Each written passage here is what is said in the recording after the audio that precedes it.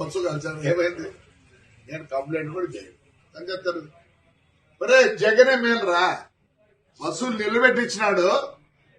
ఈ BJP government లో బస్సులు తగలబెట్టారు. అంతకన్నా నీచంగా ఉందరా? ఏమైంది?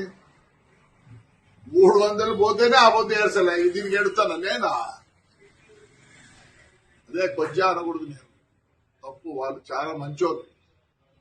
దానికన్నా తగ్గు ఏదైనా ఉంటే ఆ మాట వాడతాం. మీకు నాకు తెలియాలి తగ్గు మాట. I don't want insult third gender. I give lot of respect to them. కాల్సి ఏం చేసుకున్నావురా?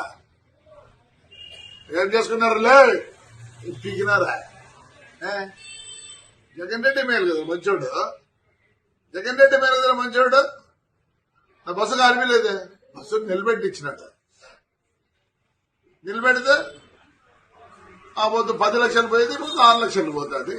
మీరు చేతగాని నాకు కొడకల్లారా, చేతగాని నాకు కొడకల్లారా అంటారా? ఏం పిక్తారా? మళ్ళీ ఇంకో బస్సు కాస్తారా?